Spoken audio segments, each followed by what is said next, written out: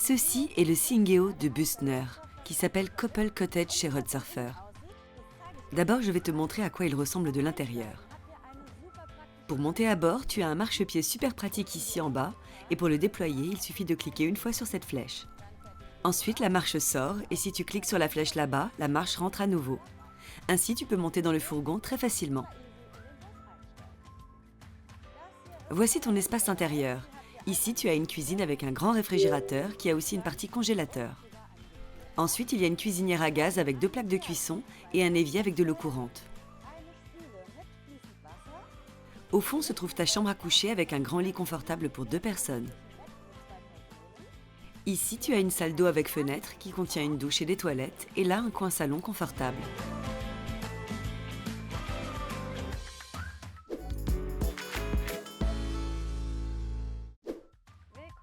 Bienvenue dans ton salon super confortable avec coin détente et fenêtre offrant de la lumière naturelle. Comme toutes les fenêtres du fourgon, celle-ci est équipée d'une moustiquaire et d'un store. Pour ouvrir cette fenêtre, il suffit d'appuyer une fois sur le bouton, de tirer la barre vers le bas et de la faire glisser sur le côté. Tu peux enclencher la fenêtre à différents niveaux. Pour refermer la fenêtre, il suffit de tirer la barre vers le bas, de la faire glisser sur le côté et de l'enclencher à nouveau à l'aide du bouton. Par ailleurs, tu as aussi un compartiment avec un peu d'espace de rangement et bien sûr aussi différentes lumières que tu peux allumer et éteindre à l'aide des boutons. Et ici encore une fenêtre qui a aussi une moustiquaire et un store. Pour ouvrir la fenêtre, il suffit de mettre ces leviers de côté et de faire glisser la fenêtre vers l'extérieur.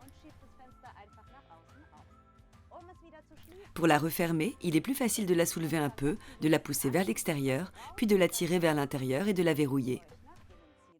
Si tu veux allumer le chauffage stationnaire, veille à ce que cette fenêtre soit fermée, car il y a un mécanisme de blocage. Celui-ci détecte si la fenêtre est ouverte et empêche alors le chauffage stationnaire de fonctionner. Si tu veux t'asseoir à table avec plusieurs personnes, tu peux retourner les sièges d'avant. Je vais te montrer comment cela fonctionne. Pour ce faire, avance un peu le siège et redresse le dossier en position verticale. Tu as ensuite un levier en bas du siège, tu le pousses sur le côté et tu peux alors facilement retourner le siège. C'est possible avec les 2 sièges et il y a ainsi assez de place pour s'asseoir à 4 autour de la table. Tu peux même agrandir la table en tirant une fois sur ce bouton et en allongeant le plateau de table. Maintenant, il y a beaucoup de place pour 4 personnes. Ce que je trouve particulièrement pratique dans ce modèle, c'est qu'il y a différents espaces de rangement dans le plancher. Tu peux y ranger tes gilets de sécurité et plein d'autres petites choses. Pour éviter que les moustiques ne rentrent dans le fourgon, il y a une moustiquaire géante très pratique. Attention à ne pas rentrer dedans quand il fait nuit. On a tendance à ne pas la voir. Pour la faire glisser vers le côté, il suffit de la prendre au milieu pour qu'elle s'ouvre et se ferme facilement.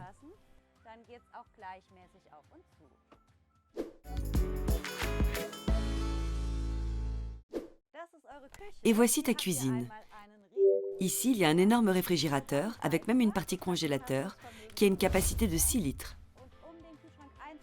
Pour allumer le réfrigérateur, il suffit d'appuyer une fois sur « Allumer ». Il faut maintenir le doigt appuyé. Quand il s'illumine, tu peux choisir différents niveaux de froid en cliquant ici. On conseille de choisir le niveau 3. Il y a même un mode nuit. En cliquant sur cette lune, le réfrigérateur fait moins de bruit la nuit. Par ailleurs, tu as ici une cuisinière à gaz avec 2 plaques de cuisson. Pour l'utiliser, il faut ouvrir la grande bouteille de gaz à l'arrière du coffre, puis tourner le robinet de gaz dans le tiroir supérieur. Une fois le robinet à l'horizontale, le gaz arrive à la cuisinière. Pour l'allumer, il faut appuyer sur l'étoile et tourner le bouton sur le côté. Tu peux faire la même chose de l'autre côté. Pense à ouvrir la porte ou au moins la fenêtre lorsque tu cuisines. Pour éteindre la cuisinière, il suffit de tourner les boutons sur le côté. N'oublie pas de remettre le robinet de gaz en position verticale et de fermer la grande bouteille de gaz à l'arrière du coffre. Ensuite, tu as un évier avec de l'eau courante, bien sûr si ton réservoir d'eau fraîche est rempli. Et ici, il y a beaucoup d'espace de rangement. Il y a un placard en haut, plusieurs tiroirs dans lesquels on peut mettre beaucoup de choses, et encore un grand compartiment de rangement ici. Par ailleurs, il y a différentes prises de courant et des interrupteurs. Ici, par exemple, il y a 2 ports USB où tu peux brancher ton portable. Ensuite, il y a différentes lampes que tu peux allumer. Voici l'interrupteur pour la grande lumière et les 2 interrupteurs pour ces petites lampes LED. Ceux-ci sont même diminuables si tu maintiens l'interrupteur appuyé. Et si tu actives l'interrupteur ici, le réservoir d'eau est automatiquement chauffé lorsque la température est inférieure à 0 afin qu'il ne gèle pas.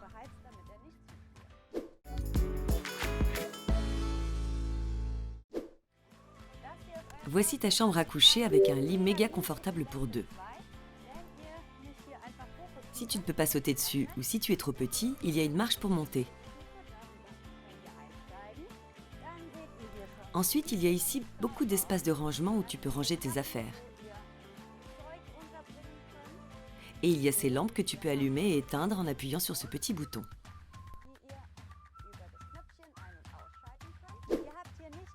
Non seulement il y a un matelas super confortable et épais, mais il y a aussi un vrai sommier à lattes. De plus, tu as 2 fenêtres de toit avec moustiquaires et stores pour que tu puisses dormir tranquillement dans l'obscurité. Et tu peux même ouvrir les fenêtres en appuyant sur le petit bouton et en tirant le levier vers le bas. Et pour la fermer, il suffit de cliquer sur le bouton ici. C'est tout. Ensuite, tu pourras te mettre à l'aise ici.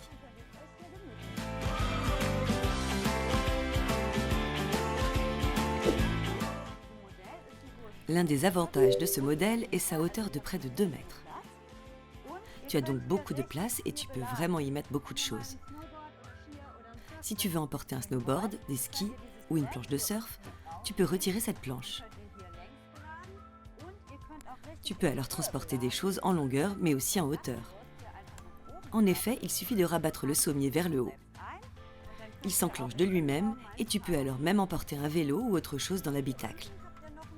En bas, il y a encore un compartiment dans lequel Roadsurfer te fournit tout un tas de choses. Un câble électrique pour se brancher sur le courant extérieur, un bidon d'eau pour remplir le réservoir d'eau et des cales de stationnement si ton fourgon est incliné. En plus, tu as également une balayette avec toi. Pour décrocher le sommier, il suffit d'appuyer ici et de le repousser.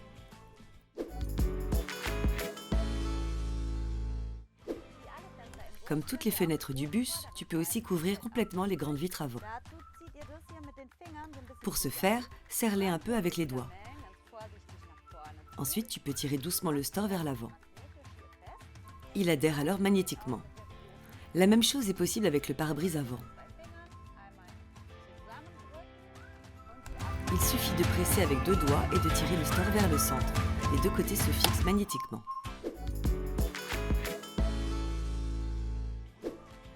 La particularité du frein à main est qu'il se trouve sur le côté gauche, à côté du siège du conducteur.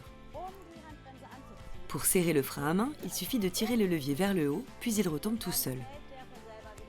Le frein à main est maintenant serré. Pense à bien desserrer le frein à main avant de reprendre la route. Pour cela, il suffit d'appuyer sur ce bouton et de le maintenir enfoncé, puis de tirer le frein à main vers le haut jusqu'à ce que vous entendiez un clic, puis le laisser retomber en maintenant le bouton enfoncé. Le frein à main est maintenant desserré et tu peux reprendre la route.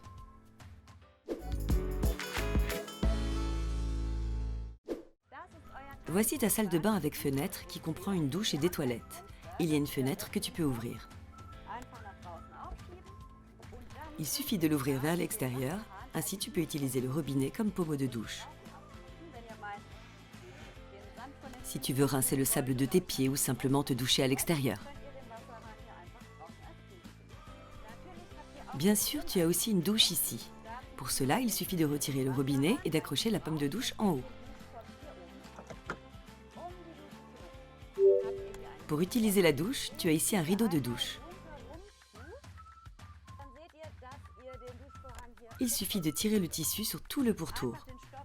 Ensuite, tu peux fixer le rideau de douche ici. Après la douche, laisse bien sécher le rideau de douche avant de le fixer à nouveau derrière la porte. Si tu veux à nouveau utiliser la pompe de douche comme robinet, il te suffit de la retirer et de repousser le tuyau avec précaution. Et voilà, tu as à nouveau ton robinet. Bien sûr, il y a aussi un miroir et 2 autres rangements pour le gel douche, le dentifrice et la brosse à dents.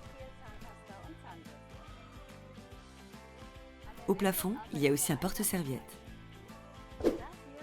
Voici les toilettes. Tu peux tourner le siège des toilettes de la manière qui te convient le mieux. C'est aussi pratique pour prendre une douche, si tu veux avoir un peu plus de place dans la cabine. Lorsque tu vas aux toilettes, tu dois d'abord ouvrir le couvercle des toilettes. Tu vois alors une trappe noire. Pour l'ouvrir, tu pousses le levier gris sur le côté. Maintenant, tu peux aller aux toilettes. Ici, tu vois la chasse d'eau. Tu appuies une fois dessus pour tirer la chasse. Après avoir tiré la chasse, tu peux refermer la trappe avec le levier gris. Ici, derrière, il y a un indicateur vert. Cela signifie que la cassette n'est pas encore pleine. Quand elle est pleine, l'indicateur devient rouge. Il faut alors vider la cassette. Je te montrerai comment faire dans un autre chapitre.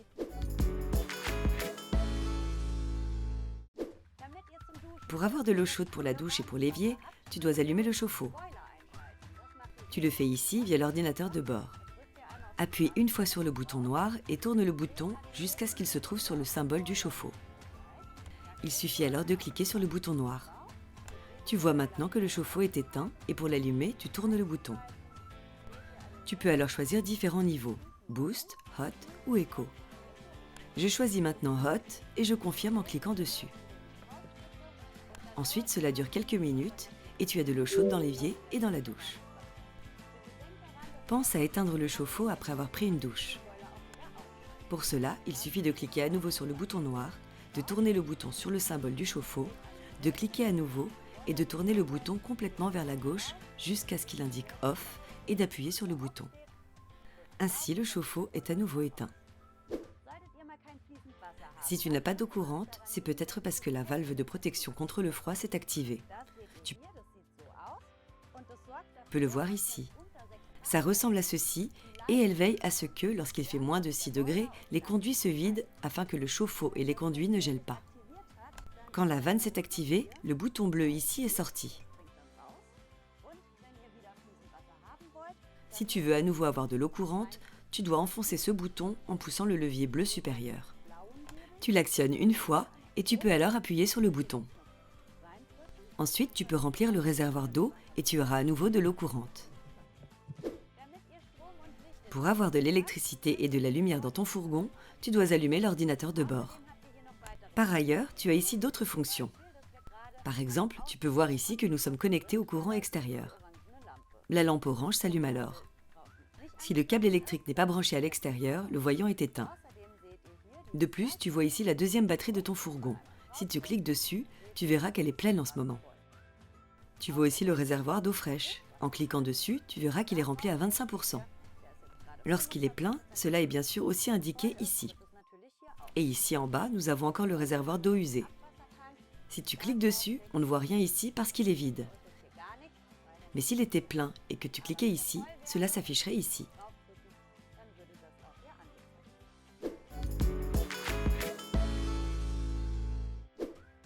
Pour que ton eau soit bien chaude dans ton fourgon en hiver, il existe un chauffage stationnaire. Pour l'activer, tu dois utiliser l'ordinateur de bord. Pour cela, il suffit de cliquer une fois sur le bouton noir. Tu arrives ensuite sur le menu. Tu y vois différents symboles qui s'allument et nous activons le chauffage auxiliaire via ce symbole. En tournant le bouton à gauche ou à droite, tu peux sélectionner les différents symboles. Il suffit d'appuyer une fois sur le bouton et de tourner le bouton vers la droite pour choisir la température à laquelle le fourgon doit être chauffé. Je choisis 20 degrés et je confirme en cliquant dessus. Si tu sélectionnes ce ventilateur en tournant encore une fois le bouton et en appuyant dessus, tu verras ici Eco ou High.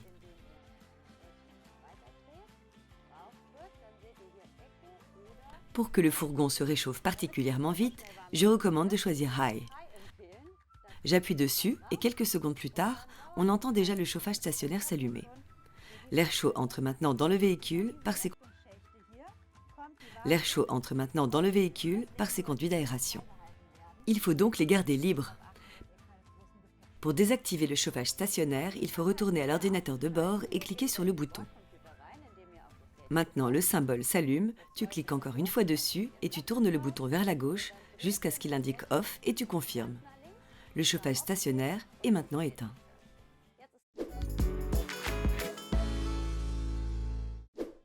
Voici le coffre. Attention, quand tu l'ouvres, de ne pas te cogner contre le porte-vélo.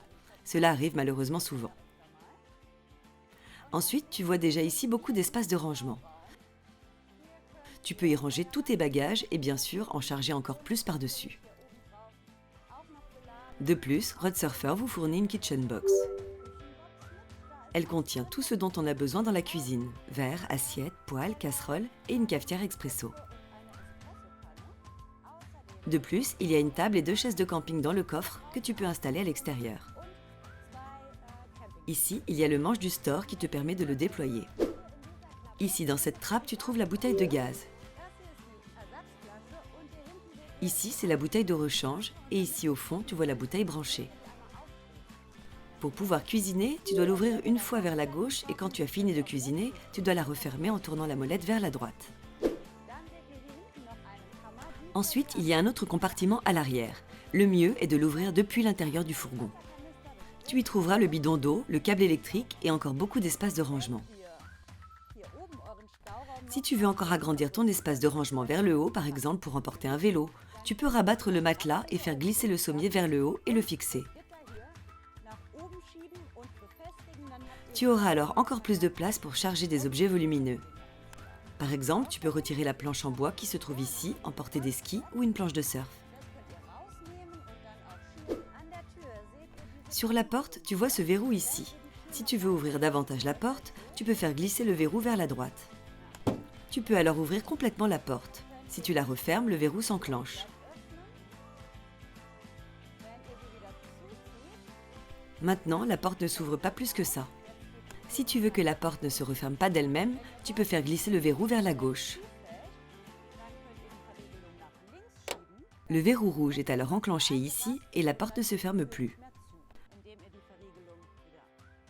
En repoussant le verrou vers la droite, tout est débloqué et tu peux ouvrir et fermer la porte. Il en va de même de l'autre côté.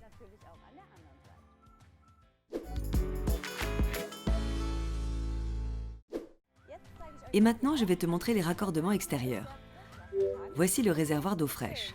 Pour le remplir, il faut ouvrir le couvercle une fois, puis le pousser un peu à l'intérieur et le tourner vers la gauche. Road Surfer te fournit un bidon d'eau. Tu peux l'utiliser pour remplir le réservoir d'eau fraîche ou tu peux simplement utiliser un tuyau d'arrosage. Il peut contenir 100 litres et lorsque tu as terminé, tu refermes le couvercle ou tu appuies un peu dessus. Tu le retournes et tu le refermes. Il est important de ne pas mettre de diesel ici. Il s'agit uniquement du réservoir d'eau fraîche et non du réservoir de diesel. Je vais te montrer où se trouve le réservoir de diesel. À la fin de ton voyage, tu devras vider les réservoirs d'eau usée. Tu peux le trouver ici. Dans les campings, il y a des endroits spécialement prévus à cet effet. Tu auras besoin de cette manivelle. Elle t'est fournie par Road Surfer. Pour vider le réservoir, place la manivelle sur cet embout et tourne d'un quart de tour vers le bas. Maintenant, l'eau usée s'écoule et lorsque le réservoir est vide, tu peux le refermer en tirant la manivelle vers le haut. Derrière cette trappe se cache la cassette des toilettes. Il y a des endroits spécialement prévus pour la vider dans le camping. Pour ouvrir la porte, il suffit de la déverrouiller une fois avec la clé et de presser les boutons vers l'intérieur avec les 2 pouces. Tu peux alors ouvrir la trappe. Et maintenant, tu vois ici la cassette des toilettes. Si tu tires sur le levier bleu, tu peux sortir la cassette et pour la vider, tu tournes le tube ici vers l'avant, tu dévisses le couvercle bleu et tu peux alors soulever la cassette. Et en appuyant avec le pouce sur le bouton bleu et en le maintenant enfoncé, tu vides la cassette. Quand elle est vide, il suffit de remettre le couvercle, de tourner le tube sur le côté et de remettre la cassette en place.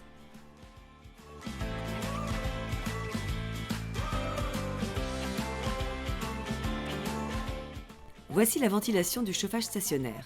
Nous n'avons pas besoin d'y prêter attention de l'extérieur. Et ça, c'est le branchement électrique.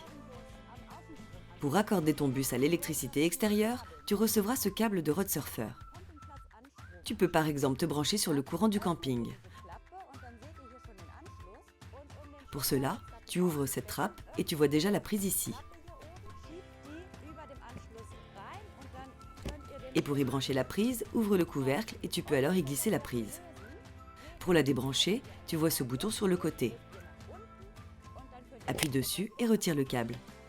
Je vais maintenant te montrer le réservoir de diesel. Si tu ouvres la porte du conducteur, tu verras cette trappe en haut. C'est là que se cache le réservoir de diesel. Et si tu ouvres aussi la trappe du bas, tu vois ici le réservoir d'AdBlue. Elle est un peu plus compliquée à ouvrir. À la fin de ton voyage, pense à le remplir complètement, tout comme le réservoir de diesel. L'AdBlue est disponible dans toutes les stations-service. À la fin de ton voyage, tu devras aussi vider le réservoir d'eau fraîche. Celui-ci est installé à l'arrière. Tu peux aussi le faire dans le fourgon s'il pleut, comme c'est le cas aujourd'hui. Pour cela, il suffit de faire glisser le sommier ici sur le côté. Rabats-le vers le haut. Et si tu veux le faire de l'extérieur, tu peux simplement ouvrir la porte arrière et comme le sommier ne va que jusqu'ici, tu n'as qu'à enlever ce matelas. Sous cette trappe, tu trouveras le réservoir d'eau fraîche. Pour le vider, tourne cette roue dans le sens inverse des aiguilles d'une montre. Lorsque tu ressens la première résistance, tu peux t'arrêter pour garder encore 20 litres dans le réservoir. C'est pratique si tu veux rouler avec moins de poids. Si tu veux laisser le réservoir complètement vide, continue à tourner dans le sens inverse des aiguilles d'une montre. Le réservoir est alors complètement ouvert, il s'écoule maintenant par le bas et à la fin, n'oublie pas de refermer le réservoir en tournant dans le sens des aiguilles d'une montre. Ensuite, tu refermes la trappe et tu peux reprendre la route normalement.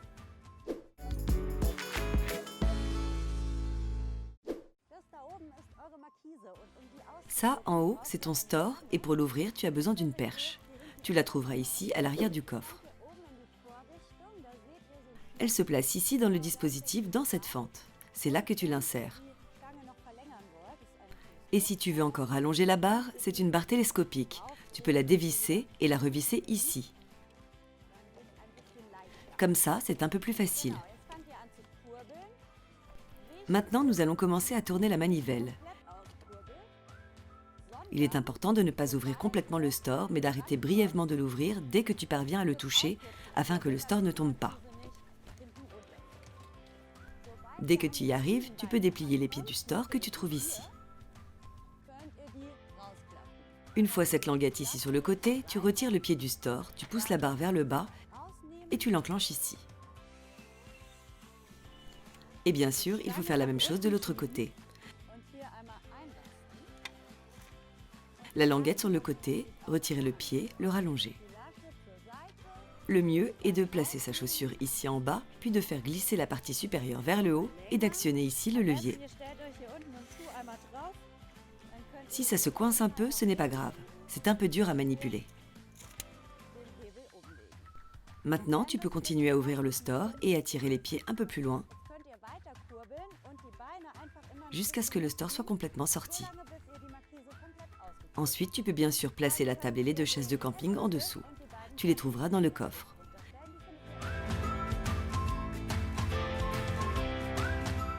Les chaises de camping sont super confortables et il y a une petite pochette pratique et même un porte-gobelet.